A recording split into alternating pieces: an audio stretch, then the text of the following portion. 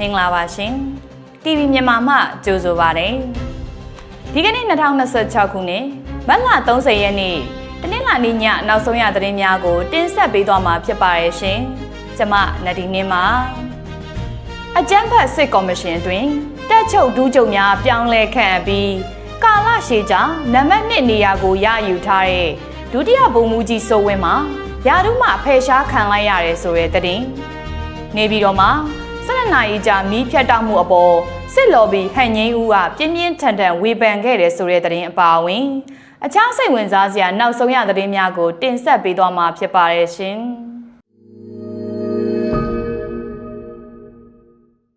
ပထမဦးဆုံးသတင်းတစ်ပုဒ်အနေနဲ့အကြမ်းဖက်စစ်ကော်မရှင်အတွင်းတပ်ချုပ်ဒူးချုပ်များပြောင်းလဲခန့်အပ်ခဲ့ပြီးကာလရှည်ကြာနံပါတ်1နေရာကိုရယူထားတဲ့ဒုတိယဗိုလ်ချုပ်မှူးကြီးစိုးဝင်းမှာ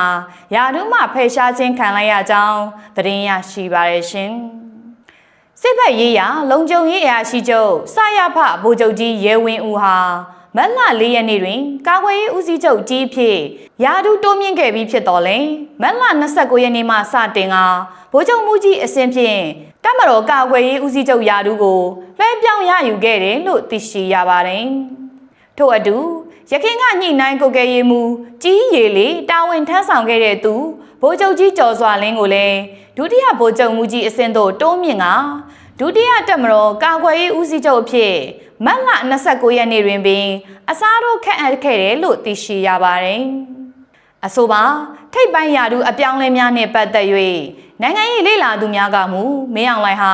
စိုးဝင်းကိုအာဏာကွင်းပြင်ပသို့ရောက်ရှိစေရန်ရည်ရွယ်ချက်ရှိရှိဖြင့်ကန်ထုတ်လိုက်ခြင်းဖြစ်တယ်လို့သုံးသပ်မှုများရှိနေတယ်လို့လည်းသိရှိရပါတယ်။ယခုလောက်ရဟာစစ်တပ်အတွင်းသွေးတစ်လောင်ခြင်းမျိုးမဟုတ်ဘဲမင်းအောင်လှိုင်အနေနဲ့၎င်းရဲ့စကားကိုမြေဝဲမကျနားထောင်မဲ့သူများကိုသာအနီးကပ်ထားရှိက၎င်းရဲ့လုံခြုံရေးကိုအာမခံချက်ယူထားခြင်းသာဖြစ်တယ်လို့သိရှိရပါတယ်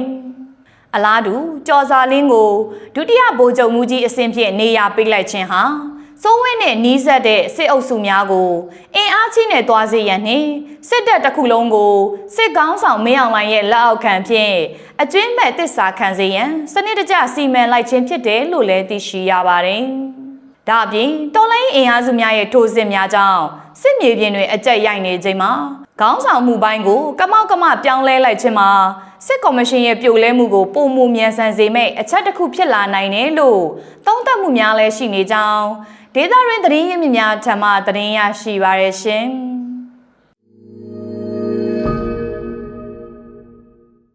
နောက်ထပ်သတင်းတစ်ပုဒ်အနေနဲ့နေပြည်တော်အပါအဝင်တနိုင်ငံလုံးအတိုင်းအတာနဲ့လျှက်စစ်မီးပြတ်တောက်မှုတွေဆိုးရွားလာနေတာနဲ့ပတ်သက်ပြီးအာဏာသိမ်းစစ်ကော်မရှင်ရဲ့လျှက်စစ်စီမံခန့်ခွဲမှုအပိုင်းကိုစစ်တပ်ထောက်ခံသူလော်ဘီအတိုင်းဝိုင်းကပါပွင့်ပွင့်လင်းလင်းဝေဖန်မှုတွေပြုလုပ်လာကြတယ်လို့သတင်းရရှိပါရရှင်အထူးသဖြင့်နေပြည်တော်လိုနေရာမျိုးမှာတော့မနက်6နာရီကနေညနေ6နာရီအထိ12နာရီဇက်တိုက်မီးပြတ်ထားတာဟာပြည်သူတွေကိုအရှင်လက်လက်ငရဲကြအောင်လုပ်နေတာနဲ့အတူတူပဲလို့ပြင်းပြင်းထန်ထန်ထောက်ပြခဲ့ကြတယ်လို့သိရှိရပါတယ်မီးဘယ်အချိန်ပြတ်မယ်ဘယ်အချိန်ပြန်လာမယ်ဆိုတာကိုတိတိကျကျချမှတ်ပြပဲဖြတ်ချင်တယ်လို့ဖြတ်ပေးချင်တယ်လို့ပေးလုပ်နေတာဟာလုံးဝအဆင်မပြေကြောင်းနဲ့ကြိုတင်သိရမှသာပြည်သူတွေအနေနဲ့လှုပ်ရှားရှိတာတွေကိုကြိုတင်ပြင်ဆင်ထားနိုင်မှာဖြစ်တယ်လို့စစ်တပ်လော်ဘီများကဆိုပါတယ်လျှက်စစ်ဝင်ကြီးဌာနအနေနဲ့ဘယ်အချိန်မီးဖြတ်မယ်လာမယ်ဆိုတာတော့ပြည်သူတွေကိုတိတိကျကျချပြတဲ့နဲ့ဖြတ်ချင်တယ်လို့ဖြတ်ပြီးပေးချင်တယ်လို့ပေးနေတာမျိုးတော့အဆင်မပြေနိုင်ဘူးမီးဘယ်ချိန်ပြတ်မယ်လာမယ်ဆိုတာကြိုသိရမှမီးမပြတ်ခင်လှုပ်ရှားရှိတာကြိုလှုပ်ထားလို့ရနိုင်သေးတယ်။နေပြီးတော့လို့နေရာမျိုးမှာမနက်6နာရီဖြတ်ပြီးညနေ6နာရီမှပြန်ပြီးတော့ဒီလောက်ပူတဲ့နေ့လယ်ဘက်ကိုအရှင်လက်လက်ငရဲကြခိုင်းနေတယ်လို့ပဲလို့စစ်တပ်လော်ဘီဟန်ငင်းဦးဆိုသူကသူ့ရဲ့ Telegram Channel မှာမတ်လ29ရက်နေ့ညမှာ post တင်ခဲ့တယ်လို့လည်းသိရှိရပါတယ်။ဒါပြင်လျှက်စစ်မီးပေးဝေမှုပုံစံဟာလည်းလွဲချော်နေပြီးမီးအားအလွန်ကျွံသုံးဆွဲတဲ့ဘားတွေ KTV တွေနဲ့ဟိုတယ်ကြီးတွေအဆင်ပြေစေဖို့အတွက်ညဘက်မှာမီးကိုအပြေးအဝပေးနေတယ်လို့ဖြစ်နေတယ်လို့ဟန်ငင်းဦးကဝေဖန်ထားပါတယ်။တာမန်ပြည်သူတွေအပူဒဏ်ခံနေရတဲ့နေ့လယ်ဘက်မှာမီးဖြတ်ပြီးစီးပွားရေးသမားတွေအတွက်ညဘက်ဦးစားပေးနေတာဟာလွဲမှားနေတဲ့စီမံမှုဖြစ်ကြောင်းဟန်ငင်းဦးကထောက်ပြထားပါတယ်။အလားတူလ လျှက်စစ်မီတာခိုးယူနေသူတွေကိုလည်းမိအောင်ဖမ်းဖို့လိုအပ်နေပြီးအဲ့လိုခိုးယူရမှာလျှက်စစ်ရုံးကဝန်ထမ်းတွေနဲ့ပေါင်းပြီးခိုးနေကြတာတဲ့ဖြစ်တယ်လို့လည်းဟန်ငင်းဦးကဆွဆွဲပြောဆိုထားတယ်လို့သိရှိရပါတယ်။လက်တလုံးမှာတော့နေပြည်တော်လိုအရေးပါတဲ့နေရာမှာတော့ဒီလောက်အခြေအနေဆိုးနေရင်အခြားဝေးလံတဲ့ဒေသတွေမှာဒီထက်ပိုပြီးအခြေအနေဆိုးနေနိုင်တာကြောင့်လျှက်စစ်ကဏ္ဍကိုထိရောက်စွာကင်တွယ်ဖြည့်ရှင်းပေးဖို့စစ်တပ် lobby တွေကိုယ်တိုင်တောင်းဆိုမှုတွေကြဲကြဲလောင်လောင်ထွက်ပေါ်နေကြောင်းသတင်းရရှိပါရရှင်။နောက်ထပ်သတင်းတစ်ပုဒ်အနေနဲ့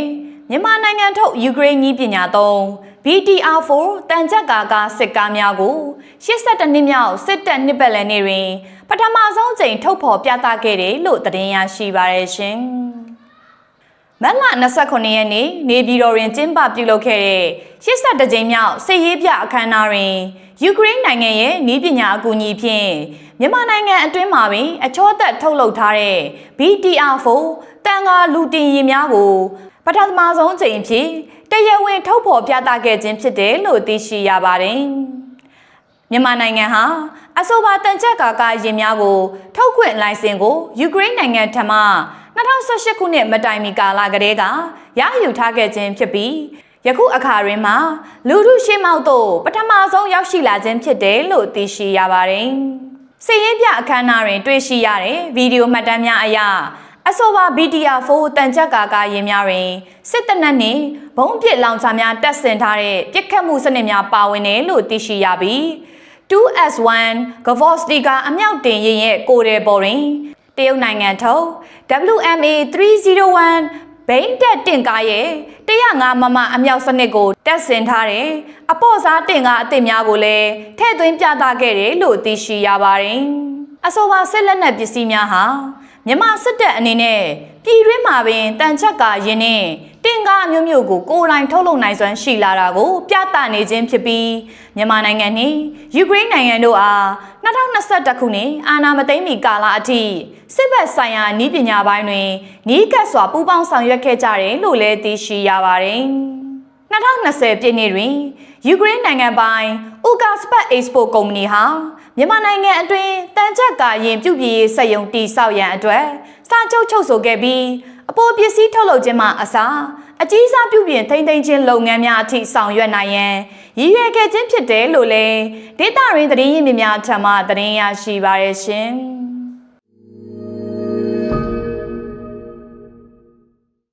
နောက်ထပ်သတင်းပုံအနေနဲ့မင်းအောင်လှိုင်ရဲ့သားနဲ့သမီးကဖခင်အချိန်ဝါဖြင့်နိုင်ငံတော်ပိုင်ဆိုင်မှုများကိုအလွဲသုံးစားလုပ်ကစီးပွားရေးအကျိုးမြတ်များစွာရရှိနေတယ်လို့ Justice for Myanmar JFM ကထုတ်ဖော်ပြောဆိုလိုက်ကြောင်းသတင်းရရှိပါရရှင်။စစ်အာဏာသိမ်းစစ်ကောင်ဆောင်မင်းအောင်လှိုင်ဟာ၎င်းရဲ့ယာဒူးအာဏာကိုအသုံးပြု၍နိုင်ငံတော်ပိုင်ဆိုင်မှုများကိုအလွဲသုံးစားပြုလုပ်က၎င်းရဲ့သားနဲ့သမီးဖြစ်သူထံသို့စီးပွားရေးအကျိုးမြတ်များစီးဆင်းစေရန်စနစ်တကျလှုပ်ဆောင်နေကြောင်း Justice for Myanmar JFM ကဆိုပါတယ်။အောင်ပြေဆုံးကစေဝါနဲ့အစားအသောက်ကဏ္ဍတွင်2018ခုနှစ်အတွင်း ANN မဟာကုမ္ပဏီလီမိတက်ကိုတည်ထောင်က FDA နှင့်အခွန်ဆိုင်ရာလုပ်ငန်းများကိုဇနီးဖြစ်သူမျိုးရတနာထိုင်နှင့်အတူလုပ်ကိုင်လျက်ရှိပြီးခရီးသွားလာရေးအဖြစ်ချောင်းသာကမ်းခြေတွင်အကြီးဆုံးဖြစ်တဲ့ Azura Beach Resort ကိုပိုင်ဆိုင်ထားက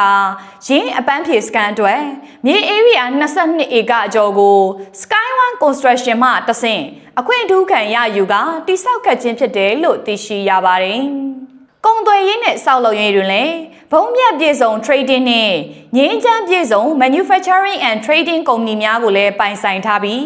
ရန်ကုန်မြို့လည်းစီမံကိန်းများအဖြစ်ပြည်သူရင်းမြစ်အတွင်းရှိရန်ကုန် gallery နဲ့ရန်ကုန် restaurant တို့ကိုဈေးကွက်ပေါက်ဈေးထက်အလွန်နည်းပါသောငှားရမ်းခဖြင့်ရယူလုပ်ကိုင်နေကစီကံဖောက်ဖျက်မှုများရှိတော့လေအရေးယူခံရခြင်းမရှိကြောင်းသိရှိရပါတယ်။အလားတူမင်းအောင်လှိုင်ရဲ့သမီးဖြစ်သူခင်သီရိတက်မွန်ဟာလည်းစက်သွယ်ရေးကဏ္ဍတွင် Panasonic Asia Company Limited မှတဆင့်ဖခင်ဖြစ်သူထိန်းချုပ်ထားသော Mindel အတွက်တာဝါတိုင်းတိစောက်ရေးစာချုပ်များရယူခဲ့ပြီးမီဒီယာနှင့်ကျန်းမာရေးနယ်ပယ်တွင်လည်း 7 Cent Media ထုတ်လုပ်ရေးနှင့် One Wellness အားကစားယုံလုပ်ငန်းများကိုပိုင်ဆိုင်ထားက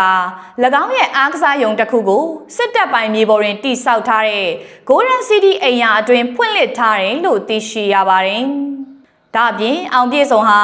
ဘန်ကောက်မြို့ရှိ Belgrande Grammar 9 ကွန်ဒိုတွင်နှစ်ထပ်စိန်ခံတိုက်ခန်းတစ်ခန်းကိုပိုင်ဆိုင်ထားပြီး၎င်းကို2018ခုနှစ်တွင်ထိုင်းဘတ်ငွေတန်း20အမေရိကန်ဒေါ်လာ9,800,000ဖြင့်ဝယ်ယူခဲ့ခြင်းဖြစ်က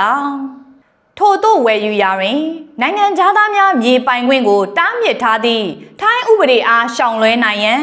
ထိုအိမ်ချမ်းမြေဖော်ဆောင်သူချမ်းအီဇာရာကုမ္ပဏီနှင့်ဆက်နွယ်နေတဲ့ဂျားခံကုမ္ပဏီတစ်ခုမှတဆင့်ဝယ်ယူခဲ့ခြင်းဖြစ်ပြီးထိုဝယ်ယူမှုကိုမြည်သည့်နိုင်ငံရဲ့ဒဏ်ခတ်ပိတ်ဆို့မှုကိုမျှချမှတ်မခံထားရသေးတဲ့မြို့ရနာထိုက်ရဲ့နာမည်ဖြင့်ဝယ်ယူခဲ့ခြင်းဖြစ်တယ်လို့သိရှိရပါတယ်။ Justice for Myanmar ကမြို့ရနာထိုက်ကိုပါအရေးယူပိတ်ဆို့မှုစည်ရင်းတွင်ထည့်သွင်းရန်နှင့်ထိုင်းဆိုရအနေနဲ့၎င်းတို့မိသားစုရဲ့ငွေကြေးခဝါချမှုများကိုစုံစမ်းစစ်ဆေးပြီးပိုင်ဆိုင်မှုများကိုထိန်းသိမ်းထားရန်တိုက်တွန်းထားကမင်းအောင်လှိုင်နှင့်မိသားစုဝင်များဟာ၎င်းတို့ရဲ့အကျင့်ပြတ်ခြစားမှုများအတွက်တာဝန်ခံရမှာဖြစ်ပြီးပြည်ထံမှကင်းလွတ်နေမှုများကိုအဆုံးသတ်ရမှာဖြစ်ကြောင်း Justice for Myanmar ကတောင်းဆိုထားတယ်လို့သတင်းရရှိပါရရှင်။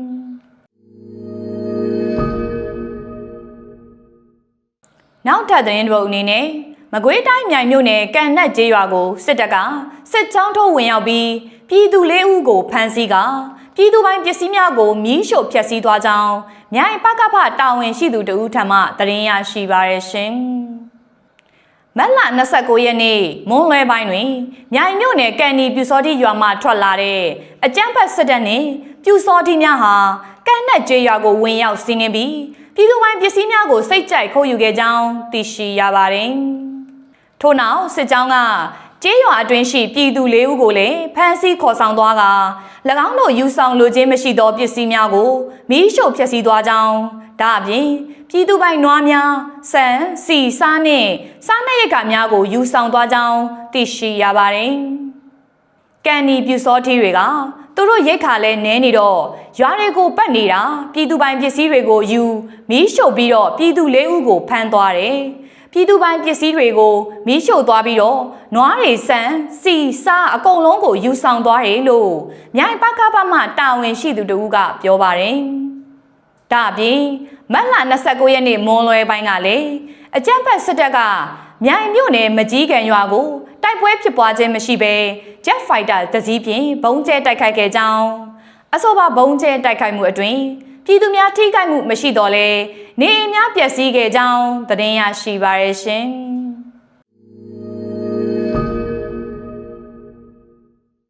နောက်ထပ်သတင်းတစ်ပုဒ်အနေနဲ့အာရခတပ်တော် AA ဟာ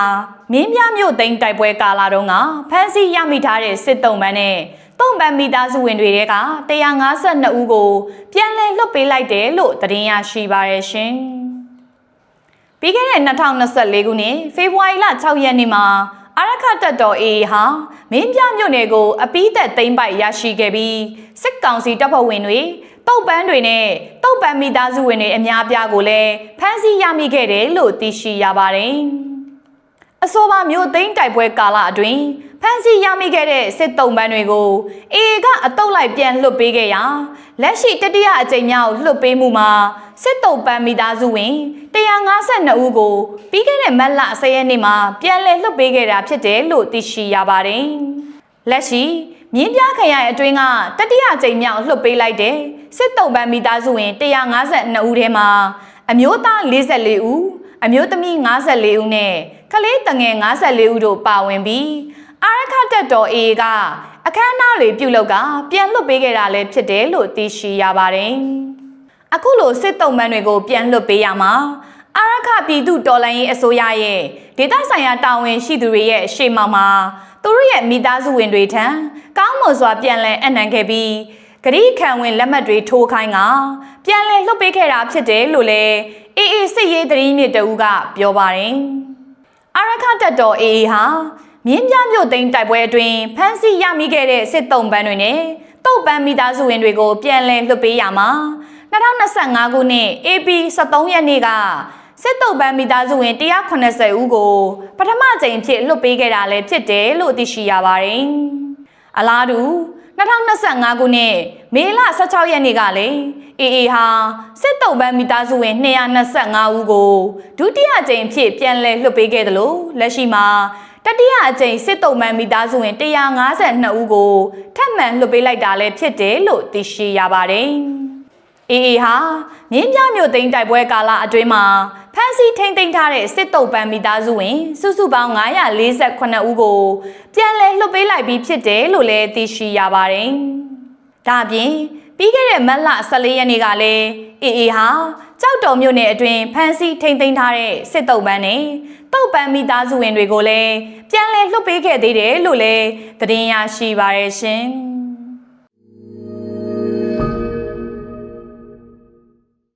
နောက်ထပ်သတင်းတစ်ပုဒ်အနေနဲ့တနင်္သာရီတိုင်းတရက်ချောင်းမြို့နယ်တပြူချောင်းကျေးရွာကမူလာတန်းကျောင်းကိုစစ်တပ်ကတိုက်လေရင်နဲ့ဘုံကျဲတိုက်ခိုက်ခဲ့ကြောင်းကရင်မျိုးသားစီယုံ KNU မြိတ်တဝဲခရိုင်ရဲ့ထုတ်ပြန်ချက်များအရသတင်းရရှိပါရရှင်။ KNU အုပ်ချုပ်နယ်မြေသတ်မှတ်ချက်အရ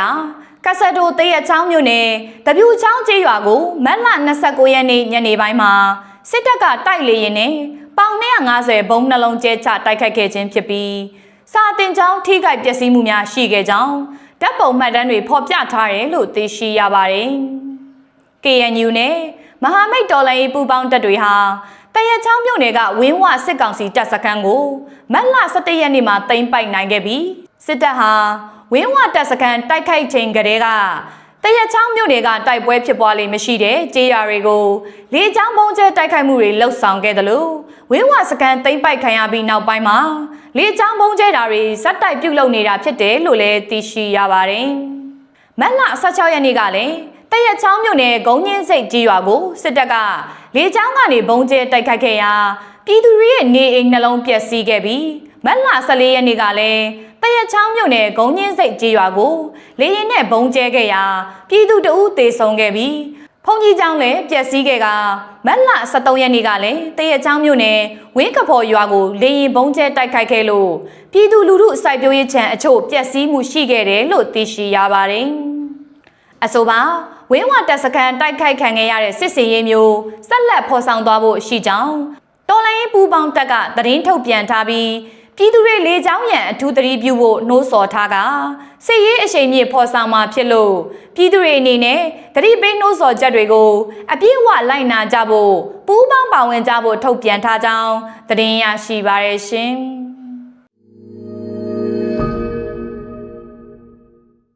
နောက်ဆုံးသတင်းတစ်ပုဒ်အနေနဲ့ကျန်းဖို့ပါတီကမင်းအောင်လှိုင်နဲ့နန်းနီနီအေးတို့ကိုဒုတိယသမ္မတများအဖြစ်အဆိုပြုခဲ့ပြီးပြိုင်ဘက်များရှိနေတော့လေမဲအများစုကျန်းဖို့ပါတီကသာအားတာနေတာကြောင့်စစ်ကောင်းဆောင်မင်းအောင်လှိုင်ဟာသမ္မတဖြစ်လာတော့မှာဖြစ်ကြောင်းဒေတာရင်းသတင်းရင်းမြစ်များထံမှသတင်းရရှိပါရရှင်။ယနေ့မတ်လ30ရက်နေ့နေပြည်တော်ကျန်းဖက်လွှတ်တော်အစည်းအဝေးများတွင်ကျန်းဖို့ပါတီကမင်းအောင်လှိုင်နဲ့ဒေါ်နန်းနီနီအေးတို့ကိုဒုတိယသမ္မတလောင်းများအဖြစ်အသီးသီးအဆိုပြုလိုက်ခြင်းဖြစ်တယ်လို့သိရှိရပါတယ်။အကျန်းဖက်ပြည်သူ့လွှတ်တော်ကိုယ်စားလှယ်များအစုအဖွဲ့အတွင်းတဝဲမဲဆန္ဒနယ်မှကျန်းဖို့ကိုယ်စားလှယ်ဒေါက်တာကျော်ကျော်ထေးကမင်းအောင်လှိုင်ကိုဒုတိယသမ္မတလောင်းဖြစ်အဆိုပြုခဲ့ပြီးပင်လောင်းမဲဆန္ဒနယ်မှနန်းရီရီဝင်းကထောက်ခံခဲ့ကြောင်းသိရှိရပါတယ်။ယင်းအဆိုပြုမှုအပေါ်အပြိုင်အနေဖြင့်တိုင်းရင်းသားစည်းလုံးညီညွတ်ရေးပါတီတာဆာညာကြံကင်းမဲဆန္ဒနယ်မှာဦးနိုင်မင်းဦးကတောင်တွင်းကြီးမဲဆန္ဒနယ်မှာဒေါက်တာကျော်စွာအားဒုတိယသမ္မတလောင်းဖြစ်တင်သွင်းခဲ့ပြီးစေတုတ်တရာမဲဆန္ဒနယ်မှာဦးမိုးတင်ကထောက်ခံခဲ့တယ်လို့သိရှိရပါတယ်။အဆိုပြုသူ2ဦးဖြစ်နေ၍မဲခွဲဆုံးဖြတ်မှုများဆက်လက်ဆောင်ရွက်သွားမှာဖြစ်တော်လဲကျန်းဖို့ပါတီကသာကိုယ်စားလှယ်များအများစုရှိ၍မင်းအောင်လှိုင်သာရွေးချယ်ခံရမည်ဖြစ်တယ်လို့လည်းသိရှိရပါတယ်။အလားတူအကျန်းဖက်အမျိုးသားလွှတ်တော်ကိုယ်စားလှယ်များအစုအဖွဲ့အစည်းအဝေးတွင်လည်းဒုတိယသမ္မတလောင်းများအဖြစ်နန်းနီနီအေးနှင့်ဒေါက်တာမနန်တူဂျာတို့ကိုအမည်စရင်းသွင်းခဲ့ကြပြီးကြန့်ခိုင်ရေးပါတီဘက်မှဒေါ်နန်းနီနီအေးကိုအဆိုပြုခဲ့ခြင်းဖြစ်ကတိုင်းရင်းသားကိုယ်စားလှယ်များဘက်မှဒေါက်တာမနန်တူဂျာကိုတင်သွင်းခဲ့ခြင်းဖြစ်တယ်လို့သိရှိရပါတယ်။အစုအဖွဲ့အသီးသီးတွင်အဆိုပြုသူပြိုင်ဘက်များရှိနေတော့လေလက်ရှိလွှတ်တော်2ရက်လုံးတွင်နေရအများစုအသာစီးရရှိထားတဲ့ကြံ့ဖို့ပါတီက တင်သွင်းသူများသာမဲအပြတ်သက်ဖြင့်ဒုတိယသမ္မတများအဖြစ်ရွေးချယ်ခံရရန်အားသာလျက်ရှိကြောင်းဒေသတွင်းသတင်းရင်းမြစ်များထံမှသတင်းရရှိပါရရှင်။ဒီကနေ့2026ခုနှစ်မတ်လ30ရက်နေ့တနင်္လာနေ့ညနောက်ဆုံးရသတင်းများကိုတင်ဆက်ပေးသွားတာပဲဖြစ်ပါရဲ့ရှင်။ကျွန်မနဒီနှင်းပါ